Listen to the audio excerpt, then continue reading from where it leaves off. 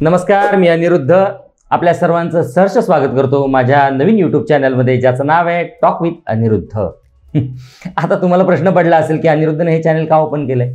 कारण माझ्याकडे अनेक अशी लोक येतात की ज्यांना मार्गदर्शनाची गरज आहे, ज्यांना असं वाटतं की आपल्याला आयुष्यामध्ये कोणीतरी सखा मिळावा, साथीदार मिळावा आणि ज्यांनी मला योग्य मार्गावर आणावं.